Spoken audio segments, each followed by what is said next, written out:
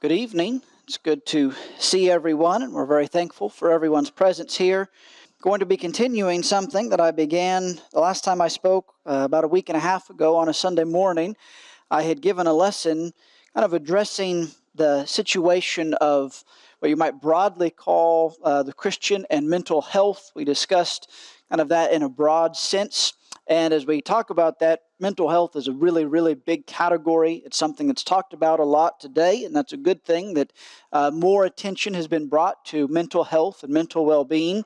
Within that very broad spectrum, two of the most predominant focuses of mental health are anxiety and depression. Those things are different, but they often go hand in hand. Many people that suffer from one suffer or struggle with the other. And while it is a medical issue in one sense, I think and I hope that our first lesson laid out that it is also something that we want to, I don't want to say it's a spiritual issue, as in it's just always a problem or a weakness, but it is something that we should think about from a spiritual perspective. And I hope that as we look for answers in struggling with all of life's hardships and struggles, whatever they might be, but also in these areas of things like anxiety or depression or some of these difficulties that people face, I hope that we first and foremost turn to God's Word and look for a biblical framework of how to handle these situations and overcome these situations. And even that, maybe not primarily. There are other helps in the world that can help us. But the foundation and the framework, I hope, is a biblical, spiritual view. And so that's the goal of this series. It's kind of turned into a series, probably going to be about three lessons long. Now, what we're going to do tonight is we are going to look at three men in Scriptures that were at very difficult points in their lives, that were probably depressed or anxious in one form or another. And while that may sound strange, I hope that what we look at will show why I think that. And as we look at their situations and how they spoke with God and what God said, what the resolution was, what the solutions were, because if we can learn from these men, hopefully as we face difficult circumstances in our lives, we can emulate and follow these examples. So first of all, I want to talk about Moses. Now, maybe that's a surprise. When we talk about Moses, we're talking about one of the most powerful, incredible heroes of the entire Bible. The man, that wrote the first 5 books of the Bible, the man on whom the law was essentially founded, the man who led Israel out of Egypt, led them through the wilderness. And we think of how can a man like Moses, someone as powerful and righteous as Moses, could he really be depressed? Could he be anxious? Could he be to a breaking point mentally almost? And the answer is absolutely. Yes.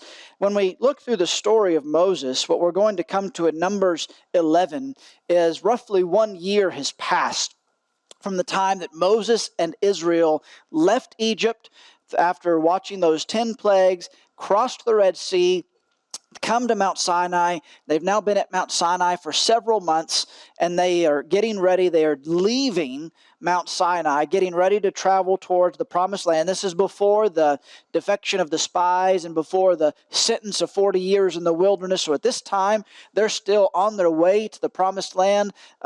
In their minds, in Moses' mind, they should be days or weeks away at most from being on the boundary of the Promised Land. So in that way, there's a lot of good things that are happening.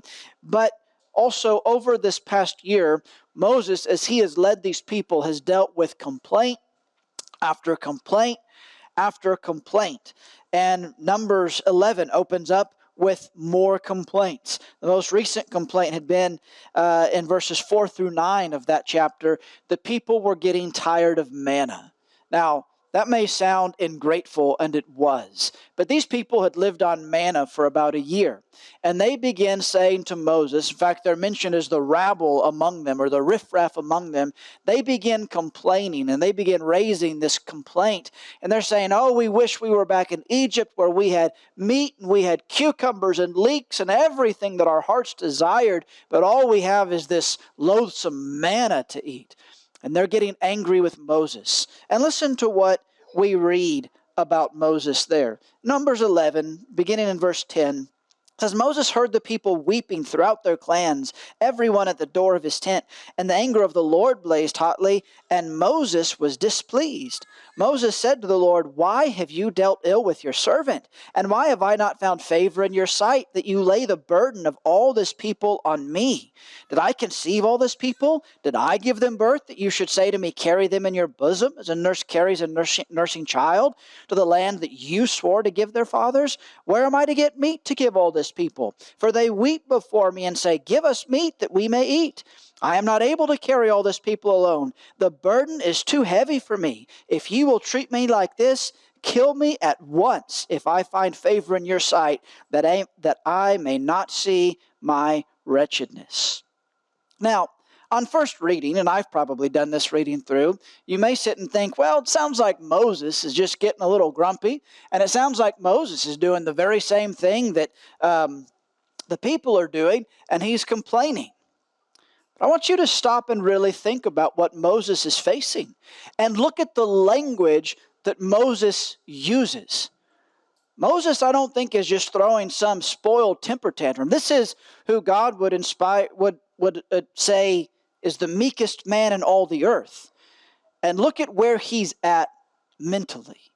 First of all, he's displeased. He's not happy. He's the furthest thing from happy. Yes, he's leading God's people. Yes, they've had victories. Yes, they're on the cusp of something great, you would imagine, or so it should seem to be.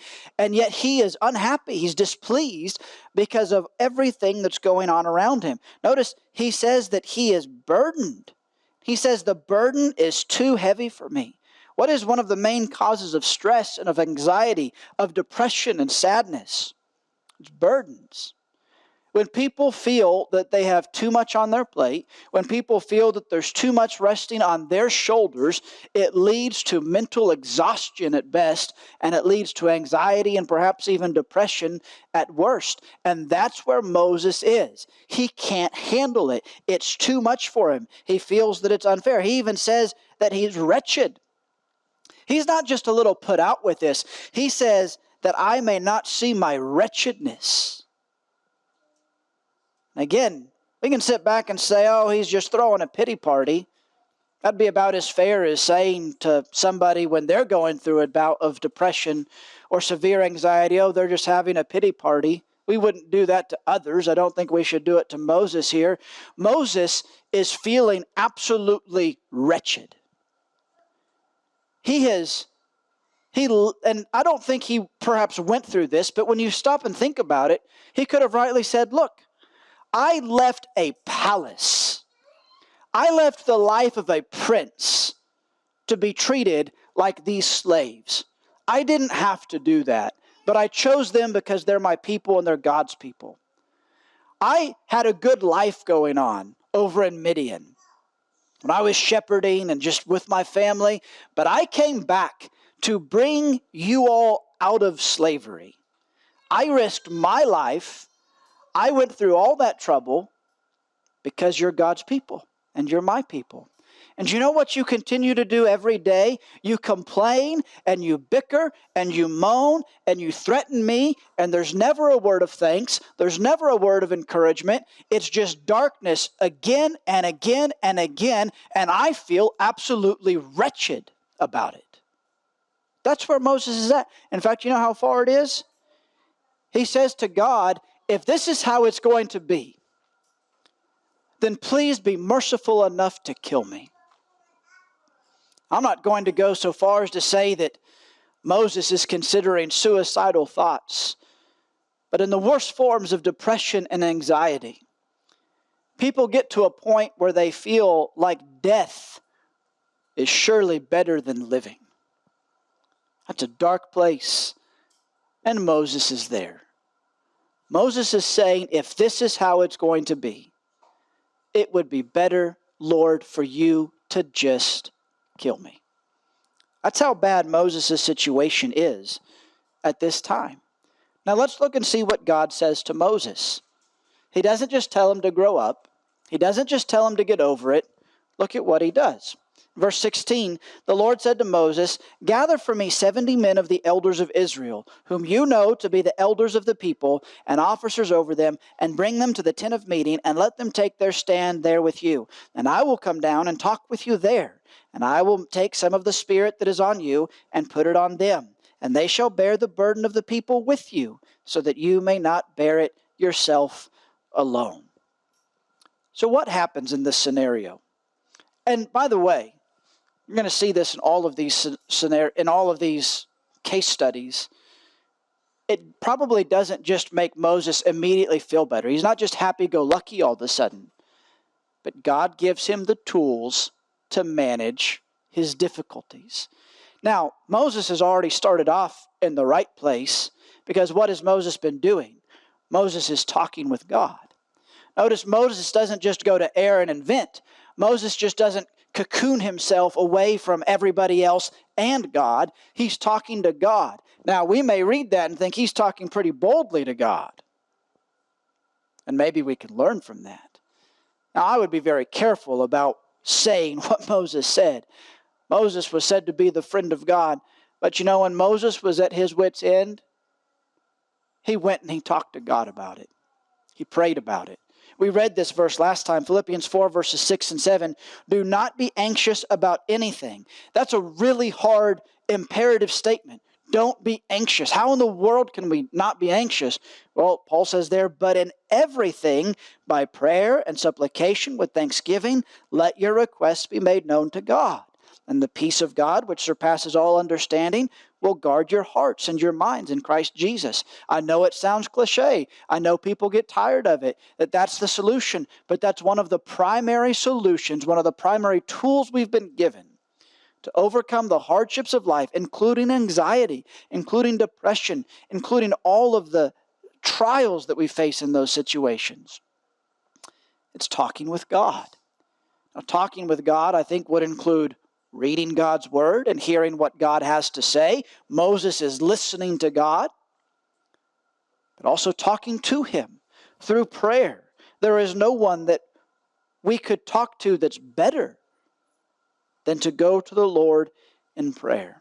But notice what else God does is he instructs Moses and he equips others to be able to share Moses' burden. I've heard some people say that this was a failure on Moses' part, and because of that, he lost some of the Spirit, and it was taken and given to God. But as I read through that, I don't know that God was saying, okay, you were really powerful, Moses, but now you're only going to be marginally powerful because I'm going to have to take from my Spirit and divvy it out to these other people. You think God's not able to give his Spirit greater than we even have need? This isn't a demotion of Moses. But God is acknowledging and saying, you're right, Moses. You need to be able to share the burden. The burden was not meant to rest upon the shoulders of Moses alone. Moses had learned that. The people were seeing that. And bad things were getting ready to happen if Moses is ready to throw in the towel. And so God says, you're going to share the burden. Now, what does that mean for us? Well, it means we have to be willing to share our burdens. That means we have to have relationships. That means we have to function like mothers and fathers and brothers and sisters in Christ. That means we have to trust one another. That means we have to grow close with one another so that there are people that we trust. Notice who God tells Moses to share the burdens with. These are supposed to be 70 elders that Moses knows, that he trusts to lead the people. These are people that Moses should feel comfortable sharing the burden with. We need those people in our lives. And those people need to be Christian people. Those need to be the people that are closest to us. I'm not saying that we have to feel like every single person in the congregation is our confidant and a person to go talk to. But within our church family, we should be able to trust one another and share our burdens with one another. Galatians 6 verse 2 says, bear one another's burdens, and so fulfill the law of Christ. Romans 12:15, rejoice with those who rejoice, weep with those who weep. Now, this also means, speaking to the other side of that issue, we have to be willing to share one another's burdens. We have to work to develop those relationships. We have to be trustworthy. We have to be there. But you know, if we just go through the motions, I know I harp on this a lot, but if all we do is show up to a church service or 2 or 3, and we have no connection outside of that, does that really build relationships that are conducive to bearing life's most difficult burdens? Do those build the types of relationships that when you're in the darkest of places, when maybe like Moses, you feel wretched and you feel like death is surely better than living? You're going to feel like talking to someone that you shook hands with for the past 15 years and that's it? No. So we have to work on that. We have to develop that. We have to be there to bear one another's burdens. So let others help you with that. Grow in relationships. And by the way, I also want to say something here, not to add stress to ourselves, but don't be the person that pushes other people to their wits' end. Why is Moses in this state? Because the Israelites were a bunch of bellyachers, and they were complainers. And they complained and bickered, and they literally drove one of the most righteous, holy, meekest men who have ever lived to the point of wretched despair and wanting to die. That's pretty sad. Don't be like that. Don't be that person. Yes, let others bear your burdens. Let others be with you. But there's a big difference in being in a situation of need and thus letting others share your burden, and in being a burden on everybody else, or on leaders, or on others that are there for you. Don't be like the Israelites, but be like Moses. Speak with God and share your burdens. Well, let's talk about another man, Elijah. When we talk about the Old Testament, you can kind of summarize the Old Testament as the law and the prophets, or as Moses and Elijah. So it's kind of interesting that this is our next individual. This, again, is one of the most powerful men, one of the greatest characters, if you will, of the Old Testament that's looked to as the heroes of the faith. And you know, Elijah, I think, got to a point where he was depressed, where he was stressed out. Now, Elijah lived in a difficult time. Elijah didn't get to live under the reign of righteous King David or Hezekiah. He didn't even get to live in Jerusalem and Judah. He was a prophet to Israel. And he was a prophet to Israel during Ahab's reign. Perhaps one of the darkest periods in Israelite history. The royal family, Ahab, married to Jezebel, not only participates in, but actively promotes Baal worship and other forms of idolatry, but especially Baal worship. And things get so bad, God gets so angry that he sends Elijah. And Elijah promises that a drought is coming. And for 3 years, there's not going to be any rain. There's not even going to be dew in the morning. We had a rough summer. It was hot and it was dry, and for like 6 weeks there wasn't any rain. And we were all kind of complaining about how dry it was. Imagine that going on another 2.5 years. And finally, God sends Elijah, and he throws down the gauntlet. He has this challenge. And we're not going to go into that story, but you know the story well of Mount Carmel, how they bring the sacrifices and God burns Elijah's sacrifice, and the heart of the people begins to turn back to God, or so it would seem. They at least proclaim the Lord, He is God. They kill the prophets of Baal. One of the most impressive victories in all the Bible. An incredible miracle, an incredible victory on the behalf of God.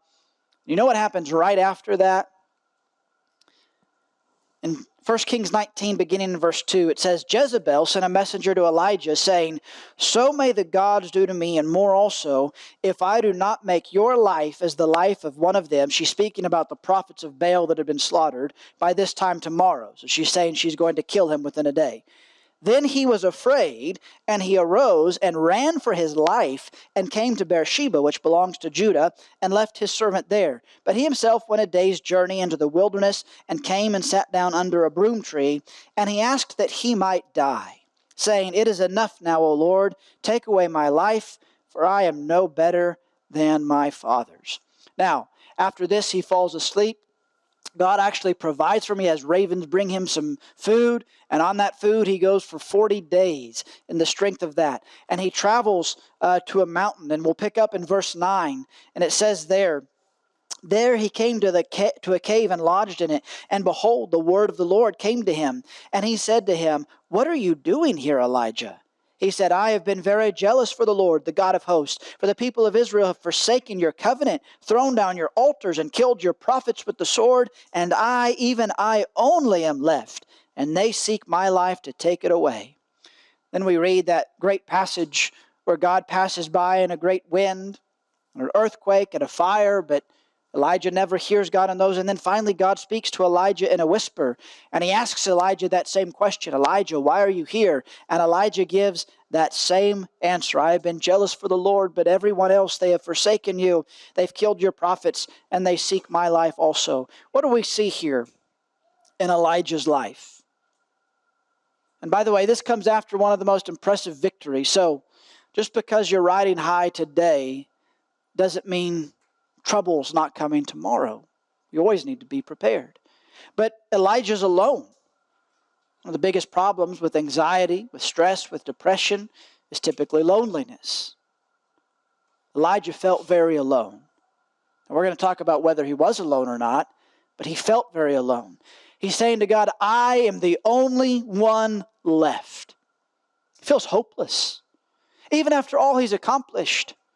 He looks at the nation and he feels like his work is useless. In fact, he mentions to God, he says, I am no better than my fathers. What exactly does he mean by that? Is he referring to some of the prophets that came before him? Obviously, their work didn't do much good. Here's Israel being idolatrous. Is he speaking about his literal fathers? Maybe those very same Israelites who were complainers and bellyachers? Whatever he's specifically referring to, essentially he's saying, what good is it doing? My life's work has been to proclaim God's message and warnings and God's love, and yet it's not doing anything. They just want to kill me. They've killed all the other prophets. Do we ever feel like that? What's the purpose of suffering like a Christian? Why are we doing this? Is it doing anything? Is it accomplishing anything? Do you ever feel like that with your life, with your work, with your faith? Elijah did. He felt useless. He felt defeated. He feels beaten down. And just like Moses, he's ready to die. Now, he doesn't want Jezebel to kill him. But notice that before he went to the mountain, what he said to God was, "Oh Lord, take away my life." And maybe you think Elijah is just throwing a pity party. I think Elijah's in a dark, dark place.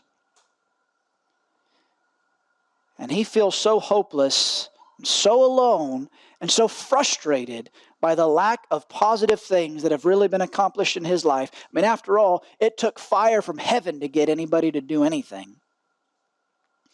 And he thinks it'd probably be better to just die. Let's see what God says. Beginning in verse 15, the Lord said to him, "Go, return on your way to the wilderness of Damascus, and when you arrive you shall anoint Hazael to be king over Syria, Jehu the son of Nimshi you shall anoint to be king over Israel, and Elisha the son of Shaphat of Abel-Maholah you shall anoint to be the prophet in your place. And the one who escapes from the sword of Hazael shall Jehu put to death, and the one who escapes from the sword of Jehu shall Elisha put to death. Yet I will leave 7,000 in Israel, all the knees that have not bowed to Baal, and every mouth that has not kissed him." What is Elijah doing? And what does God say? Well, first of all, notice the same thing we've already noticed. Elijah's talking with God. Might be a much different prayer than you and I are ever going to pray. I'm not saying that you and I should wait for a small, still voice that speaks into our mind, but we still have the great benefit of prayer. talking with God. But also notice God gave him a work to do. Now, God did allow him a period of rest. He's had 40 days to be alone, essentially with God. But now, as he's still making his complaints, just as they are, God says, go. You have a work to do. And he gives him tasks and he gives him things to be busy about. One of the biggest problems with stress and anxiety and depression is often we fold in on ourselves, we give up. Maybe because we feel useless, we just kind of stop. Some people say idle hands are the devil's workshop. That can be true for a lot of things. It can certainly be true in depression and anxiety. As we basically stop being busy with good things, it's not going to help us. There are times for rest. Even Elijah got some rest. But then we need to be busy with the Lord's work. And remember that it is the Lord's work. And Elijah wasn't going to fix everything. The house of Omri, that includes Ahab, it was a terrible thing. You know what God says? He says, you don't worry about that, Elijah. They're going to get taken care of. These people you're getting ready to appoint, they're going to fix that problem. You don't have to worry about it. You do your part. Maybe you don't see the big picture. Maybe you don't see all the results. You do your part. Sounds a lot like what we're supposed to do in the church, doesn't it? But don't neglect your work in the church. Maybe it's not flashy. Maybe you don't get a lot of thanks for it. Maybe you don't see all the ways that your work helps establish and build up the kingdom. But who knows what work you're doing that may have an impact generations from now. You don't need to see that. Just do your work. But stay busy with it. I assure you that if you stay busy, if I stay busy doing the Lord's work, it will be a tremendous help in handling and overcoming these struggles. But also God gave him a partner. Gave him someone to do what? Share the burden. We've already talked about that. And also he reminded Elijah, you're not alone. Remember what Elijah's saying? I am left. And God says, no, you're not. You're not alone. This is especially true of anxiety. The big difference between what we might call normal worry and anxiety is anxiety often fixates on what is not actually real. What if? And our minds begin playing games. What if this? What if that? Hasn't even happened. And we may be able to come up with all the reasons why it could happen or it will happen. But we have to train ourselves to ask, is this real? Elijah was absolutely convinced he was the only God-fearing person left in Israel. And God says there are 7,000 people that have not bowed their knee to Baal, and they have not kissed him. Now, in the whole nation of Israel, is that a lot of people? Maybe it doesn't sound like it. Have you ever been in a crowd of 7,000 people? That's a lot of people. That's a lot of family. We have a lot of family. We have a lot of people that have not bowed their knee to the prince of the power of the air that are fighting this battle with us. Don't let Satan distract you with questions of the future, with questions of possibility, with questions of perhaps. Focus on the real and realize that you are not alone in this battle. Well, let's go to the last man, Apostle Paul. Think the Apostle Paul was ever depressed? That doesn't sound like the Apostle Paul. But let's consider his second missionary journey. That journey began with a sharp argument between his beloved partner, Barnabas. The man who had encouraged Paul, who had helped Paul, who had taken that first missionary journey with Paul. The second missionary journey begins with an argument between those two that gets so heated that they realize they've got to go separate ways. And so Paul's now going on his first missionary journey without Barnabas. And we might think, well, it's the Apostle Paul. Apostle Paul was human. That had to be frustrating. That had to be difficult and challenging. That's how it starts. His plans change unexpectedly. Boy, that'll cause you some stress. You think you're going here, and Paul gets a dream and says, you don't go there, you go over to Macedonia. Now, your plans have completely changed. I hate it when I try and plan out a day, and first thing in the day something changes. It ruins my entire day. That's how Paul's missionary journey is going so far. Then he gets to Philippi, and he has some conversions, and that's great. And he also gets arrested, and he gets beaten. So he goes to Thessalonica, and there's a good reception there, but he's forced to flee by night. Then he gets to Berea, and there's some noble-minded people there in Berea, and he has to flee again because of persecution. He goes to Athens. He kind of has a marginal reception there, gets made fun of quite a bit, and then he goes down to Corinth, and as he's preaching in Corinth, it's getting worse and it's getting worse, and it's the same old thing happening. Do you think Paul was a little flustered by this point of being chased from one town to the next, of facing imprisonment and the possibility of beatings and just the hardships of that life? Absolutely. We're going to read how he thought about it in just a moment. But notice this. This is over in Acts chapter 18, verse 9. The Lord said to Paul one night in a vision, "Do not be afraid." Why do you think Jesus said that? Probably because fear was beginning to encroach upon the mind of Paul. And so Jesus said, don't be afraid, but go on speaking and do not be silent. There's a work to do. Go do your work. For I am with you, and no one will attack you or harm you, for I have many in the city who are my people.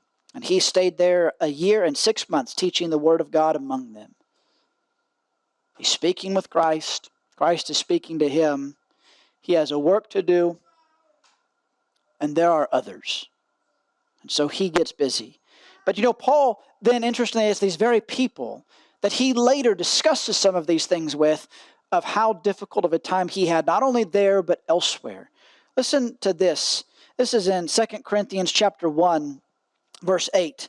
We do not want you to be unaware, brothers, of the affliction we experienced in Asia. We were so utterly burdened beyond our strength that we despaired of life itself. Indeed, we felt that we had received the sentence of death. Later, he says in chapter 7, I am acting with great boldness toward you. I have great pride in you. I am filled with comfort. In all our affliction, I am overflowing with joy. For even when we came into Macedonia, our bodies had no rest, but we were afflicted at every turn, fighting without and fear within. This is Paul's life. And it's not just this man on a pedestal that is so powerful and so strong that he never has a doubt and he never has a fear, and he's just marching through all the opposition. He tells the Corinthians, when we were in Asia, when we were in Macedonia, we were afflicted. That means we were distressed. We were oppressed. Some people argue that you can even say depressed. He says we were burdened as with a crushing weight. You listen to people that are depressed speak about how it feels, they will use that language. It is like a boulder is on their shoulders and they can't bear the weight. He says we despaired. They were hopeless. And while Paul doesn't quite use the same language, he doesn't say that he felt it would be better to die. He didn't ask for death like Moses or Elijah. He says, but we despaired of life itself. Paul's at a point where he feels like the only thing that's left for him is death, in this fear, in this anxiety, in this trouble. It's a pretty dark spot that Paul found himself in multiple times, Asia and Macedonia. But listen to the conclusion of both of those passages. Back in 2 Corinthians 1, in verse 9, this is when he was despairing of life itself. But that was to make us rely not on ourselves, but on God who raises the dead. He delivered us from such a deadly peril, and he will deliver us. On him we have set our hope that he will deliver us again. You also must help us by prayer, so that many will give thanks on our behalf for the blessing granted us through the prayers of many. And then of the time in Macedonia, over in chapter 7, he says, but God who comforts the downcast comforted us by the coming of Titus, and not only by his coming, but also by the comfort with which he was comforted by you, as he told us of your longing, your mourning, your zeal for me, so that I rejoiced still more. What were the answers? Well, Paul says reliance on God was a big part of it. In fact, Paul realized that some of those dark times actually helped him. How did they help him? You think he enjoyed it? You think he liked it? Absolutely not. But they taught him to rely on God. That's one of the problems with our society's approach to hardship. Just mask it. Get rid of it. Find a way to cope with it. Don't grow from it, though. But even the darkest hours of life, if we will place our trust in God and faithfully follow Him, they will actually strengthen us. And they will help us. And they will come to an end. God will deliver us. And we will be stronger for it. Don't deny yourself that growth. Paul sought prayer. In fact, he's speaking to the Corinthians. This is past tense, and yet obviously Paul still faces these things. And he says, so pray for us. Pray, seek the prayers of your brethren. He worked, and he was comforted by others. Notice, when Paul has fear without and danger without and fear within, he says that God comforted him. How did God comfort him? He sent Titus. That's not all that fancy. It's not all that powerful or miraculous. And it's what God did. He sent Titus. He sent a friend. He sent a partner. He sent a helper. And not only that, but Paul says he came with good news. He came with good news about the church. Paul is a spiritually minded person. And so his spirits are lifted by spiritual things, by good things. And when he hears good things about Corinth, they become a part of his help. He is intricately connected to and tied to even troublesome individuals in the church. And he draws a great source of strength and comfort from God's people.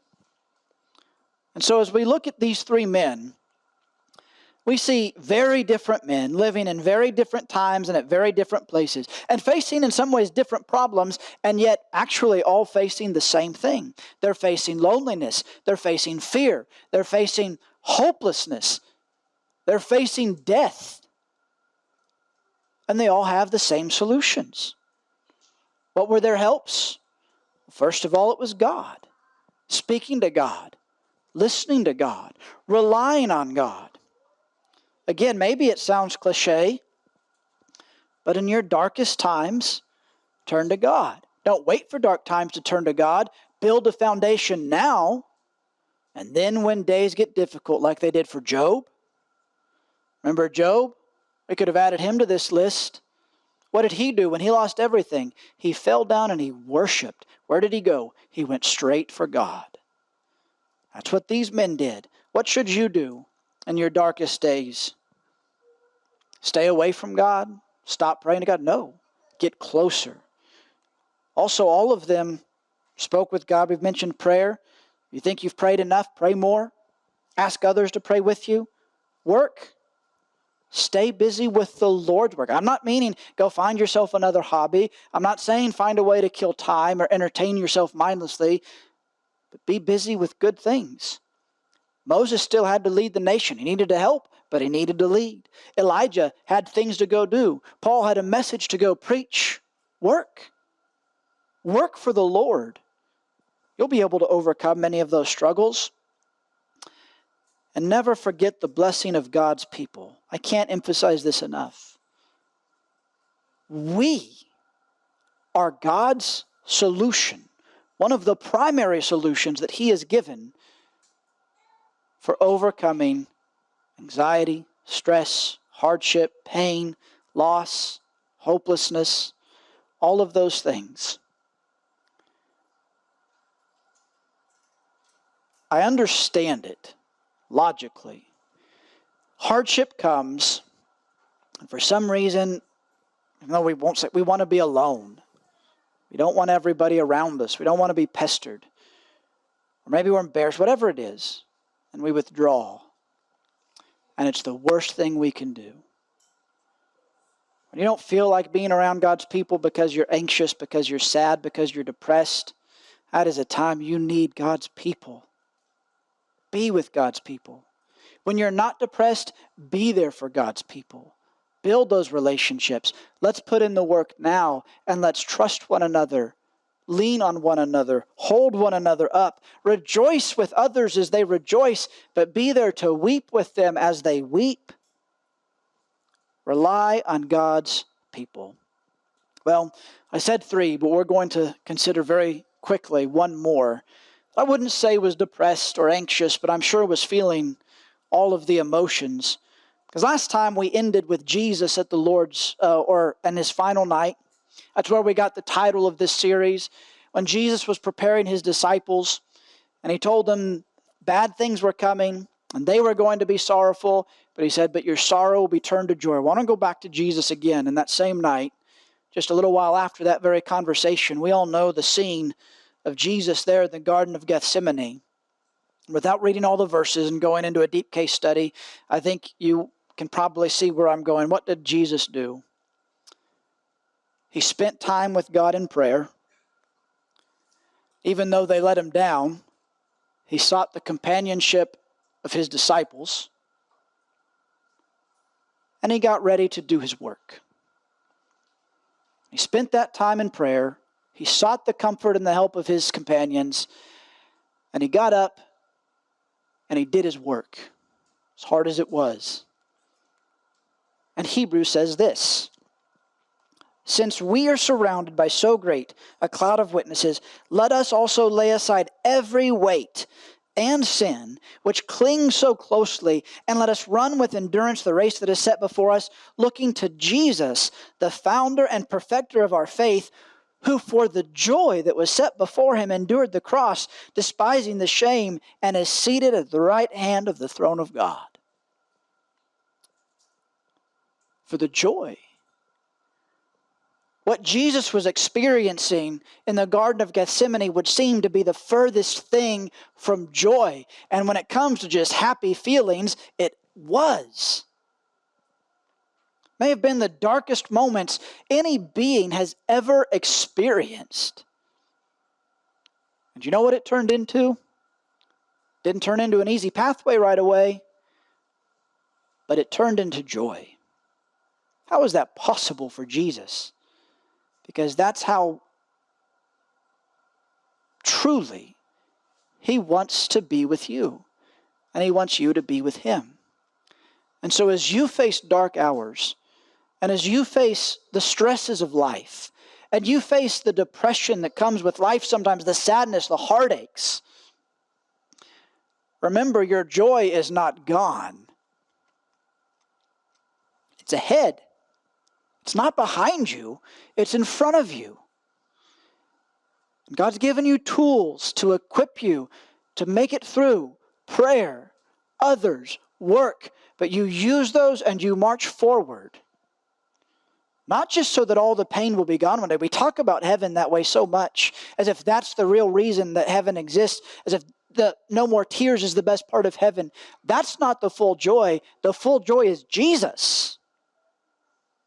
To be with him, to be in his presence forever. That's our hope, and that's what's awaiting you. And God has given us the tools to make that joy our eternal reality. And I hope that these men that we've studied tonight have helped encourage us to hear God's words, to follow their examples, and to press forward until eternal joy is all there is.